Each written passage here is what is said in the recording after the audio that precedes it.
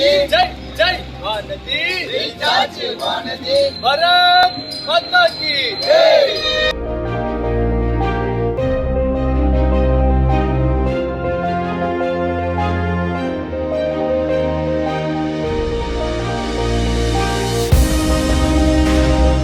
கோவை வடக்கு தொகுதி பாஜக வேட்பாளர் வானதி சீனிவாசன் உடல்நலக் குறைவால் மருத்துவமனையில் அனுமதிக்கப்பட்டிருக்கும் நிலையில் அவரது மகன்களான ஆதர்ஷும் கைலாஷும் தாயாருக்காக பிரச்சாரம் மேற்கொண்டனர். ஏராளமான இளைஞர்கள் இருசக்கர வாகனங்களில் புடைசூழ பேரடியாக சென்று தாமரை சின்னத்திற்கு அவர்கள் வாக்கு சேகரித்தனர். டிஎம்கே கவர்மெண்ட் வந்ததிலிருந்து மக்களுக்கு என்ன கொடுத்துருக்காங்கன்னா, சின்ன பசங்களுக்கு கஞ்சா பழக்கத்தை உருவாக்கி கொடுத்துருக்காங்க. கள்ளச்சாரம் காய்ச்சி நிறைய பேர் கொண்டிருக்காங்க. மற்றபடி வேலை வாய்ப்பு இருக்கா? அதுவும் இல்லை. மக்களுக்கு நல்ல படிப்பு இருக்கா? படித்ததுக்கப்புறம் இளம் பெண்களுக்கு பாதுகாப்பு இருக்கா? அதுவும் இல்லை. இந்த மாதிரி இதெல்லாம் நான் சொல்லலைங்கண்ணா. நீங்கள் மீடியாவில் இருக்கீங்க, நீங்கள் போய் மக்களை சந்தித்து நீங்கள் மக்களோட ஒப்பீனியன் நீங்கள் நேராக கேளுங்க.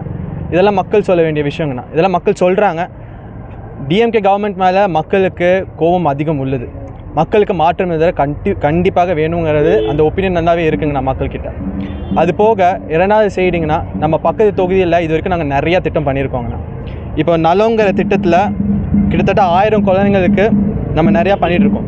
அது போக அமுதம்ங்கிற திட்டத்தில் 32 இலவச மருத்துவ முகாம்கள் நடத்திட்டு இருக்கோங்கண்ணா. சுயம்ங்கிற திட்டத்தில் 3500 பெண்களுக்கு தொழில் மற்றும் தையல் மெஷின் நம்ம கொடுத்துட்ருக்கோங்கண்ணா. 16 இடத்துல வாட்டர் ஏடிஎம் வச்சு நடத்திக்கிட்டு இருக்கோங்கண்ணா. இதெல்லாம் நான் டிவியில் பேசுறதுங்கிறதுக்காக நான் பேசலைங்கண்ணா. இதை நீங்கள் டைரெக்டாக போய் தொகுதியில் மக்களை சந்தித்து வெரிஃபை பண்ணிக்கோங்க. இத்தனை திட்டத்தையும் நம்ம ஒன்றுன்னா போய் மக்கள்கிட்ட சேர்த்திட்டு இருக்கோம். அத்தனை திட்டங்களும் இந்த தொகுதிக்கும் சேரணுங்கிறதுக்காக வானதி ஃபார் வளர்ச்சிங்கிற ஒரு ஈவெண்ட் இன்றைக்கி ஆர்கனைஸ் பண்ணி மக்களுக்கு இந்த செய்தியை கொண்டு போய் சேர்த்துட்ருக்கோங்கண்ணா.